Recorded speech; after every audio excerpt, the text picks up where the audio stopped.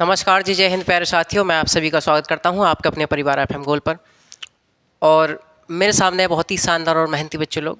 तो प्यारे मित्रों, हम लोगों ने कल, आप लोग जानते हैं कि कल हम लोगों ने आर्टिकल नंबर 13 में जो 3 सिद्धांत थे, पृथक्करणिता का सिद्धांत और आच्छादन का सिद्धांत और अधित्याग का सिद्धांत, इन पर चर्चा की थी। तो अब आर्टिकल नंबर 12 और 13 आप लोग जान गए। अरे जान गए ना, जान गए। तो इससे क्या हुआ होगा कि आप लोगों की जो पृष्ठभूमि वो तैयार हुई होगी कि भैया आर्टिकल 12 और 13 के बिना तो भैया मौलिक अधिकार अधूरे हैं सर जी। अरे हाँ या ना? तो 12 और 13 के बिना मौलिक अधिकार अधूरे हैं। आप लोग ये जाने होंगे कि यदि 12 और 13 को जान जाएंगे तो मौलिक अधिकारों में इनकी महत्वपूर्ण जो भूमिका है वो हम लोग समझ जाएंगे। तो अब हम लोग बात करते हैं मौलिक अधिकारों के वर्गों पर। तो पहला जो वर्ग आता है हमारा, कौन सा आता है? समानता का अधिकार। समानता का अधिकार या दोस्तों समता का अधिकार। समानता का अधिकार है, ये है हमारा कहां से कहां तक? आर्टिकल 14 से लेकर के 18 तक। ठीक है, आर्टिकल नंबर 14 से लेकर के 18 तक की बात करेंगे हम लोग समानता के अधिकार में। पहला वर्ग है मौलिक अधिकारों का समानता का अधिकार। दोस्तों एक बार यूपीएससी में क्वेश्चन पूछा यहीं से कि आर्टिकल 17 अस्पष्टता के अंत की बात करता है। दोस्तों उसने बता दिया कि आर्टिकल 17 जो है वो अस्पष्टता के अंत की बात करता है, कि आर्टिकल 17 अस्पष्टता के अंत की बात करता है। लेकिन यह मौलिक अधिकारों के किस वर्ग में आता है? ये लीजिए, क्या कहा कि भैया मौलिक अधिकारों के वर्ग में किस में आता है आर्टिकल 17? किस में भैया? अरे आर्टिकल 17 कहाँ आएगा? 14, 15, 16, 17। तो समानता के अधिकार में आएगा। तो समानता का अधिकार क्या था उसमें? सही ऑप्शन था।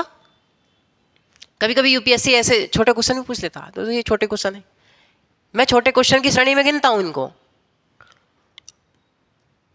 आप लोग दोस्तों विश्वास बनाकर बैठिएगा कि इंडियन पॉलिटी, भारतीय राज्य व्यवस्था में दोस्तों आपका क्वेश्चन नहीं छूटने दूंगा। ये मेरी आपसे वादा है प्यारे मित्रों। देखिए मेरी तबीयत खराब है, फिर भी मैं आपको क्लास दे रहा हूँ। और मैं क्लास क्या कि आप लोगों का सहयोग है। यदि आप लोग सहयोग ना करते तो मैं क्लास क्यों दूंगा भाई? आप लोगों का सहयोग है, इसलिए मैं लगा पड़ा हूँ। आप लोग मुझे मोटिवेट कर रहे हैं तो हमारा भी मन करता है कि बच्चों को अच्छे से अच्छा कंटेंट डिलीवर किया जाए। ठीक है, तो समानता, पहली बात तो यह आती है मित्रों कि ये समानता होती क्या है? प्रोफेसर जी, हम समानता के अधिकार की बात करेंगे कि समानता होती क्या? भैया समानता है क्या? अरे कैसे आएगी ये समानता? क्या है समानता? क्या है समानता? दोस्तों कुछ लोग बोलेंगे सर जी सबके सबके साथ समान व्यवहार करना, सभी के लिए एक समान अधिकार देना, किसी के साथ कोई भेदभाव ना करना। ए भैया, अरे ऐसी तो सोचोगे आप लोग? ऐसे सोचोगे? लिखिए दोस्तों, लिखिए समानता क्या होती है। लिखिए समानता क्या होती है।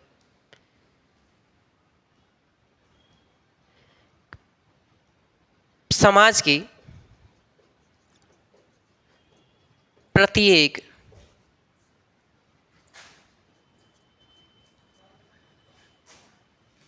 प्रत्येक व्यक्ति को बराबर मात्रा में स्वतंत्रता प्रदान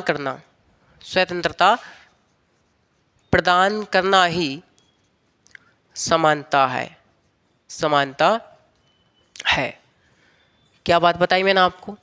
मैंने बताया कि भैया समानता क्या है, तो मैंने आपको बताया कि समाज के प्रत्येक वर्ग को या फिर प्रत्येक व्यक्ति को बराबर स्वतंत्रता मिलना है। वे सभी के लिए समाज में बराबर स्वतंत्रता मिलना ही क्या है? समानता है। दोस्तों जब समाज में सभी के लिए स्वतंत्रता मिल जाएगी तब क्या हो जाएगा? स्वतंत्रता मिल जाएगी तो अपने आप ही समानता स्थापित हो जाएगी। दोस्तों आप लोगों के लिए, हम सब लोगों के लिए क्या है कि वोट देने का अधिकार है? अरे है नहीं। मतदान करने का अधिकार है। तो मतदान की जो स्वतंत्रता है वो सब लोगों के पास है। इसका मतलब समाज में समानता है। भारत शासन अधिनियम 1935 में पूरे संपूर्ण देश की 10% लोगों के पास क्या था? मतदान करने का अधिकार था। तो केवल 10% लोगों के पास ही तो स्वतंत्रता थी उस समय। और दोस्तों ऐसे ही है ना बात? ए भैया ऐसी तो बात है। तो उस समय 10% लोगों के पास ही स्वतंत्रता का अधिकार था। इसका मतलब क्या है कि समानता केवल 10 लोगों के पास थी, समानता स्थापित नहीं हो पाई उस समय। ठीक है। अरे मित्रों, मेरी बात समझ पा रहे हैं आप? मैंने कहा कि भैया समाज के प्रत्येक व्यक्ति को बराबर मात्रा में स्वतंत्रता प्रदान करना ही समानता है। तो दोस्तों ये जो स्वतंत्रता होती है हमारी, ये जो दोस्तों हमारी स्वतंत्रता होती है प्यारे मित्रों, ये स्वतंत्रता हमारी कई आधारों पर बाधित होती रहती है। मित्रों, ये स्वतंत्रता हमारी कई आधारों पर बाधित होती रहती है, कई आधारों पर बाधित होती रहती है हमारी स्वतंत्रता। कभी कभी दोस्तों ये जाति के आधार पर बाधित हो जाती है, कभी कभी जाति के आधार पर हो जाती है, कभी कभी धर्म के नाम पर बाधित हो जाती है, कभी कभी जन्म स्थान के नाम पर हो जाती है, जन्म स्थान, कभी कभी दोस्तों लिंग के आधार पर हो जाती है। अरे दोस्तों, कभी कभी लिंग के आधार पर बाधित हो जाती है। मैंने आपको क्या बताया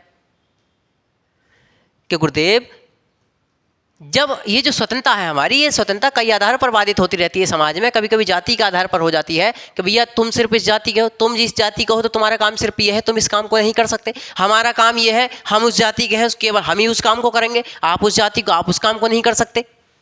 हम तुम्हारे बनाए हुए खाना क्यों खाएंगे भैया, क्योंकि हम तो बड़ी जाति के हैं, तुम छोटी जाति के हो। क्या होता है कि भैया जब आपने किसी व्यक्ति के का बनाया हुआ हाथ का खाना खाने से इनकार कर दिया, इसका मतलब आपने उसकी स्वतंत्रता का दमन कर दिया। तो आप लोग कैसे समाज में समानता स्थापित करने की बात करेंगे?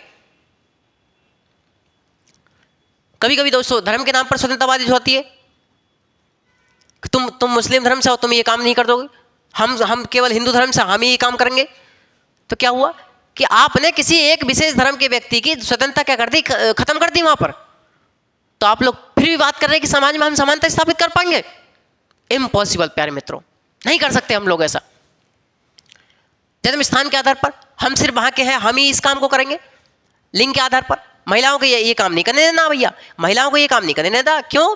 महिलाएं तो कमजोर होती हैं। ए भैया, महिलाएं तो कमजोर होती हैं, महिलाओं को तो कमजोरी का पर्याय माना गया है कि क्या महिला की तरह रोता है। दोस्तों महिलाएं कमजोर है। मैं पढ़ाऊंगा आप लोगों को, आर्टिकल नंबर 15 क्लॉज 3 आने दीजिए, अब बताऊंगा कि महिलाएं क्या हैं। ठीक है। तो महिलाओं के आधार, तो भैया लिंग के आधार पर भी भेदभाव होता रहता है। तो क्या है कि हमारी स्वतंत्रता इन आधारों पर क्या होती रहती है, बाधित होती रहती है। इसका मतलब यह है कि गुरुजी, ये जो आप समानता का अधिकार पढ़ाने वाले हैं, इस समानता के अधिकार में इन्हीं सब भेदभावों को खत्म करने का प्रयास किया गया होगा। कौन कौन से भेदभाव? जाति, धर्म, लिंग, जन्म स्थान, इन सब के आधार पर जो भेदभाव किए जाते हैं स्वतंत्रता में, इन्हीं सब भेदभावों को यहाँ पर खत्म करने का प्रयास किया गया होगा समानता के अधिकार में। जब दोस्तों ये सब भेदभाव खत्म हो जाएंगे तो समानता हमारी स्वयं ही स्थापित हो जाएगी। अरे बात समझ में आ रही ना दोस्तों? जब ये भेदभाव खत्म हो जाएंगे तो समानता हमारी स्वयं ही स्थापित हो जाएगी। ठीक है। अब बात करते हैं आर्टिकल नंबर 14 पे। आर्टिकल नंबर 14,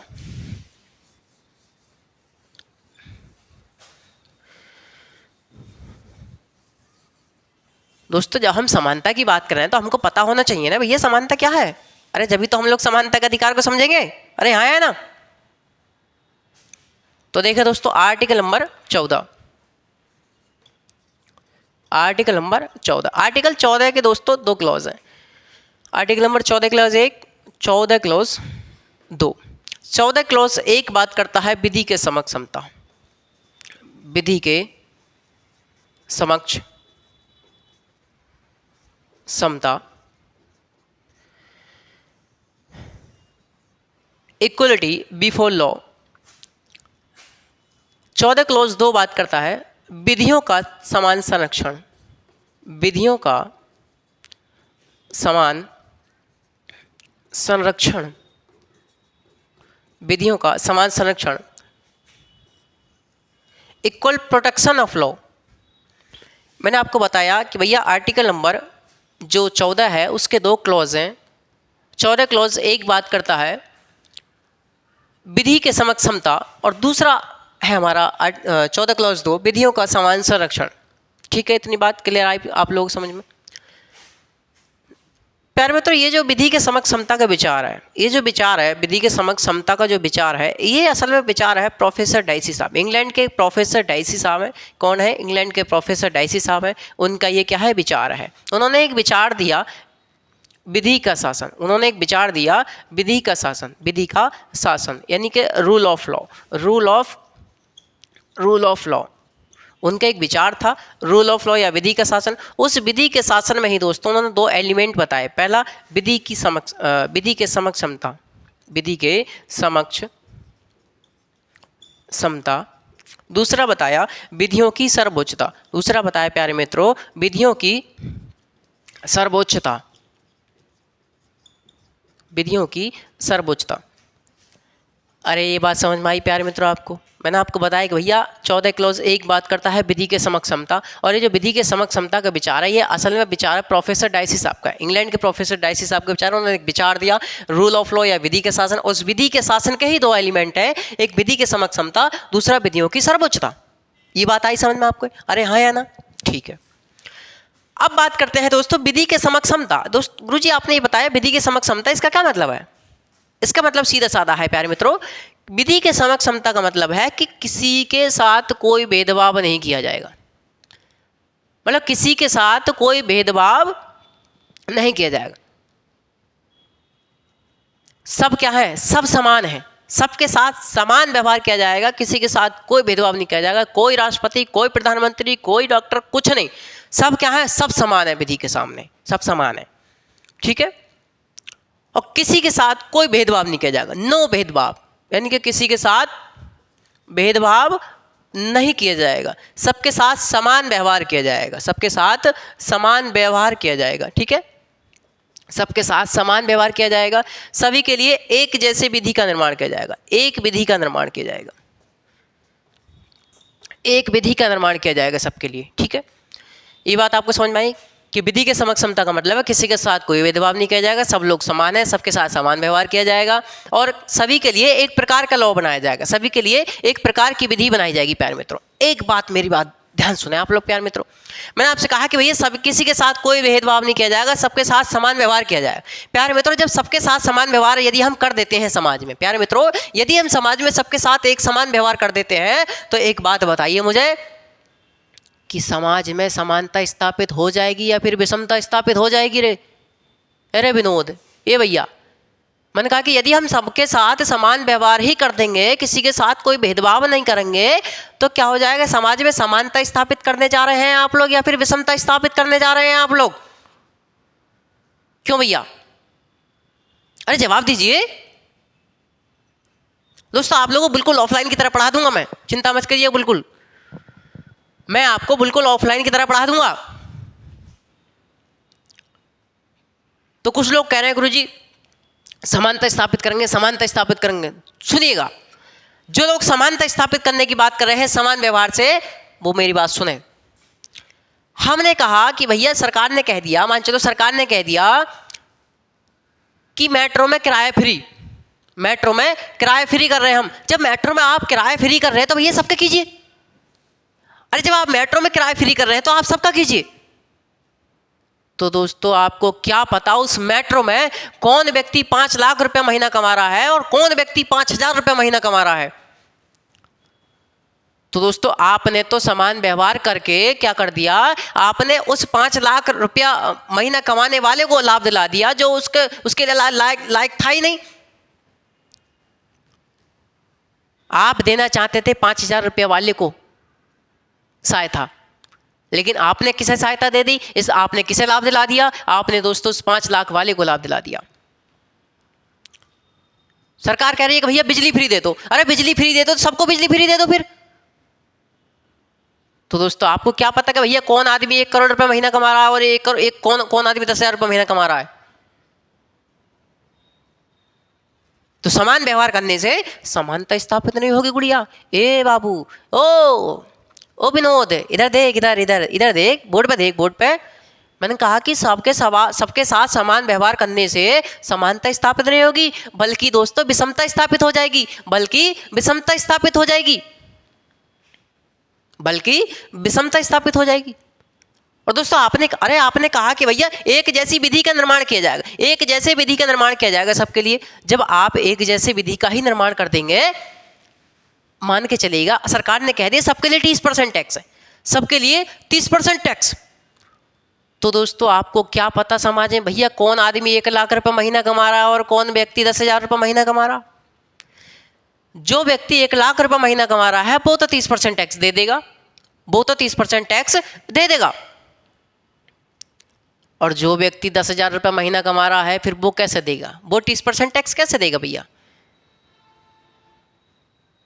तो फिर सर जी वो तो मर जाएगा फिर। अरे इसीलिए अगर वो मर ना जाए इसीलिए उसको टैक्स लॉट से बाहर रखा गया है।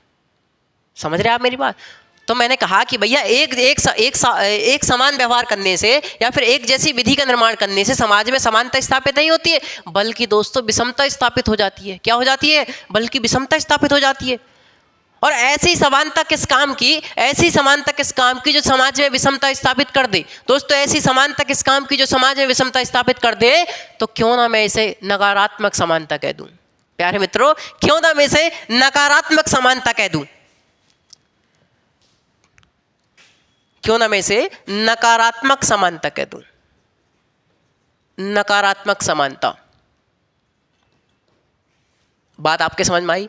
और ये जो विधि के समक्ष समता का जो विचार दोस्तों ये लाएगा यूके से, यानी कि ब्रिटेन से, और विधियों के समान संरक्षण का जो विचार है ये लाएगा यूएसए से, यानी अमेरिका से। ठीक है, तो इतनी बात आपको समझ में आई। दोस्तों नकारात्मक को आप ऐसे भी समझ सकते हैं, भाई नकारात्मक का मतलब आप राज्य के लिए मना किया गया कि आप कि सबके साथ एक समान व्यवहार कर, किसी के साथ कोई भेदभाव मत कर। भैया मना किया गया ना, भेदभाव करने को यहाँ मना किया गया, राज्य से मना किया गया कि सबके साथ एक समान व्यवहार कर, किसी के साथ कोई भेदभाव मत कर, ये मत कर, वो मत कर। तो क्या है? अरे ऐसी समानता जो राज्य को रोक रही है कुछ करने से, दोस्तों राज्य को कुछ करने से रोक रही है, तो हम क्यों ना उसे नकारात्मक समानता कह देंगे? क्यों ना हम उसे नकारात्मक समानता कह देंगे? दोस्तों यहां से क्वेश्चन बहुत अच्छे अच्छे उठते हैं। जब मैं आपको प्रैक्टिस सेशन लेकर के आऊंगा एग्जाम के समय, तो आप लोग बिल्कुल चिंता मत कीजिएगा, धैर्य बना करके बैठिएगा। आप लोगों के इंडियन पॉलिटी में एक भी क्वेश्चन बाहर नहीं जाने दूंगा, इतनी गारंटी मेरी। 99.99% क्वेश्चन के आप लोगों की लैंग्वेज भी चेंज नहीं होने दूंगा, ये एमएन सर का आपसे वादा है। बात समझ रहे हैं आप मेरी? अगला तो आप लोगों को ये समझ में आया कि गुरुजी विधि के समक्ष समता ये कहाँ से लाया गया विचार? यूके यानी ब्रिटेन से लाया गया। और ये कैसी है? एक नकारात्मक समानता है। और ये जो विचार है किसका विचार है? प्रोफेसर डाइसी साहब का विचार है। इंग्लैंड के प्रोफेसर डाइसी साहब का विचार है। उन्होंने एक विचार दिया कि कौन सा? विधि का शासन। और विधि के शासन के ही दो एलिमेंट उन्होंने बताए, एक विधि के समक्ष समता, दूसरा बताया विधियों की सर्वोच्चता। ठीक है, यह हमने क्या कर दिया? यह हमने पढ़ लिया भैया विधि के समक्ष समता वाले विचार। ठीक है, अगला देखते हैं विधियों का समान संरक्षण। मैंने आपको बताया कि विधियों का समान संरक्षण जो विचार है ये कहाँ से लाया गया? यूएसए से, अमेरिका से लाया गया। और ये बात करता है दोस्तों सकारात्मक समानता की। कैसी? सकारात्मक समानता की बात करता है। सकारात्मक समानता की यह बात करता है। पॉजिटिव इक्वलिटी की यह बात करता है। ठीक है, तो विधियों का समान संरक्षण, इक्वल प्रोटेक्शन ऑफ लॉ, यानी विधियों का समान संरक्षण की बात करें दोस्तों, आप लोग कहेंगे गुरुजी समाज में विधियों का समान संरक्षण तो है ही नहीं। अरे आप लोगों की जवाब आएंगे कि गुरुजी विधियों का समान संरक्षण तो है ही नहीं समाज में। समाज में तो गुरुजी आरक्षण है। क्या है? समाज में तो आरक्षण है गुरुजी, रिजर्वेशन है, यहाँ पर आरक्षण है। क्या है? यहाँ पर आरक्षण है, रिजर्वेशन दिया गया। गुरुजी यहाँ तो भेदभाव किया गया भैया, भेदभाव, यहाँ तो भेदभाव किया गया, यहाँ तो भेदभाव किया गया है। दोस्तों इसका कारण है क्योंकि दोस्तों हमारा जो समाज है एक समरूपी समाज नहीं है। हमारा समाज है समरूपी समाज नहीं है। हमारे समाज में एक जैसे व्यक्ति नहीं है। हमारे समाज में एक जैसे व्यक्ति नहीं है प्यारे मित्रों, बल्कि हमारे समाज जो है विभिन्नतापूर्ण समाज है। कैसे? मान चलिए दोस्तों ये हमारा समाज है, ये हमारा समाज है। समाज में दोस्तों तमाम समूह है। समाज में क्या है? अनेक समूह है। ध्यान सुनते रहिएगा, समाज में अनेक समूह है। और ये जो अनेक समूह है, कोई भैया डॉक्टर का समूह है, कोई वकीलों का समूह है, कोई मास्टरों का समूह है, यानी कुछ टीचरों का समूह है, कुछ किसानों का समूह है, विद्यार्थियों का समूह है।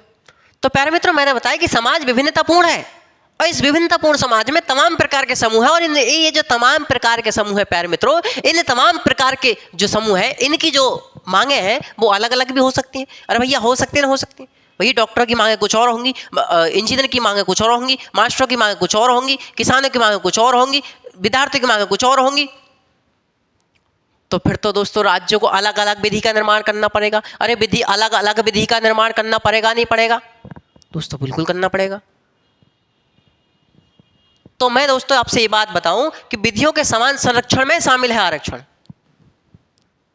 दोस्तों इसका मतलब ही ये निकलता है, विधियों के समान संरक्षण क्या कहता है कि समाज में अलग अलग वर्गों के लिए अलग अलग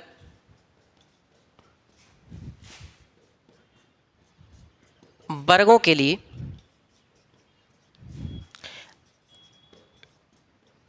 अलग अलग समाज में अलग अलग वर्गों के लिए अलग अलग विधि अलग अलग विधियों का निर्माण किया जाएगा ठीक है भैया।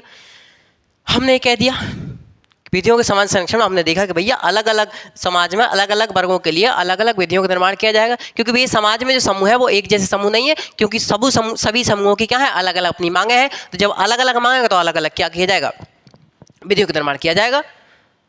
और आपने बात करी कि गुरुजी यहाँ पर विधियों का समान संरक्षण है नहीं, यहाँ पर तो आरक्षण है। मैंने कहा कि आरक्षण शामिल है विधियों के समान संरक्षण में। दोस्तों देखिए सुनिएगा, आप लोग ये कह रहे हैं कि गुरुजी आरक्षण क्यों? दोस्तों आरक्षण देने का कई ऐतिहासिक कारण है। क्या है? ऐतिहासिक कारण है। और मैं आपको बताऊं कि व्यक्ति दो प्रकार से पिछड़ता है हमारे समाज में। पहला तो व्यक्ति स्वयं पिछड़ता है। पहला तो दोस्तों व्यक्ति स्वयं पिछड़ जाता है। अरे पिछड़ता नहीं, पढ़ सकता। पहला व्यक्ति स्वयं पिछड़ जाता है। यदि दोस्तों आज मैं ना पढ़ाऊं, आज मेरे कमाने खाने के दिन है, आज मैं ना कमाऊं खाऊं, तो क्या हो जाऊंगा, मैं आर्थिक तौर पर पिछड़ जाऊंगा। अरे हाँ ना, मैं आर्थिक तौर पर पिछड़ जाऊंगा। लेकिन दोस्तों दूसरा पिछड़ापन आता है व्यक्ति में कि समाज ने उस व्यक्ति को पिछाड़ दिया हो पीछे, समाज की उन कृतियों ने उस व्यक्ति को पिछाड़ दिया हो। दोस्तों आरक्षण उसके लिए है। आरक्षण के मूल जड़ है वो। तो समाज ने जिस व्यक्ति को, समाज की जिन कृतियों ने उस व्यक्ति को समाज की मुख्य धारा से पीछे कर दिया, उसको समाज की मुख्य धारा से लाने के लिए क्या है, आरक्षण की आवश्यकता पड़ती है। प्यारे मित्रों इसका काफ़ी ऐतिहासिक कारण है। आप लोग उदाहरण आते ही रहते हैं, और मैं आपको आर्टिकल नंबर 17 जब पढ़ाऊंगा तो आपको बताऊंगा। आर्टिकल 15 में भी चर्चा करेंगे हम कुछ बातों पर। तो आप लोग यहाँ ये समझे कि जो आरक्षण है उस आरक्षण को विधियों के समान संरक्षण में माना गया है, यानी कि अंतर्निहित है वह आरक्षण को। यहाँ पर सकारात्मक कार्रवाई, प्यारे मित्रों सकारात्मक कार्रवाई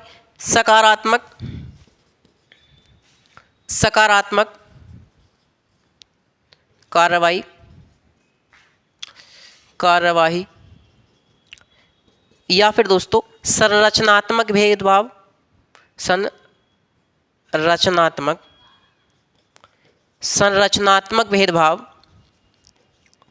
संरचनात्मक भेदभाव या फिर दोस्तों उल्टा भेदभाव।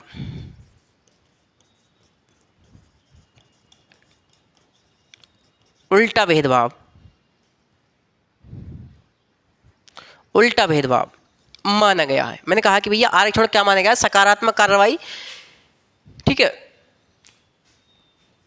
और संरचनात्मक भेदभाव, उल्टा भेदभाव, ये सब कुछ माना गया आरक्षण के लिए। यानी दोस्तों आप लोगों ने कई हजार सालों से एक किसी समाज के एक किसी तबके को समाज की मुख्य धारा से पीछे कर दिया या वंचित कर दिया, उसे समाज की मुख्य धारा से लाने के लिए क्या है, आरक्षण की आवश्यकता पड़ेगी हमें। और समाज आरक्षण के लिए उन्होंने क्या माना है, सकारात्मक कार्रवाई माना है। इन्होंने क्या माना है, सकारात्मक कार्रवाई माना है, अफर्मेटिव एक्शन माना है इन्होंने, ठीक है। समझ रहे हैं आप मेरी बात दोस्तों। रिवर्स डिस्क्रिमिनेशन या उल्टा भेदभाव माना है, प्रोटेक्टिव डिस्क्रिमिनेशन संरचनात्मक भेदभाव माना है, ठीक है प्यारे मित्रों। ये तो ये है। और मैं आपको बताऊं कि ये जो आर्टिकल 14 है, इस आर्टिकल 14 के कुछ अपवाद भी हैं। अपवाद मतलब कैसे गुरुजी, जो बातें आर्टिकल नंबर 14 में बताई गई हैं उन बातों का कहीं ना कहीं अपवाद जो है उल्लंघन करते होंगे।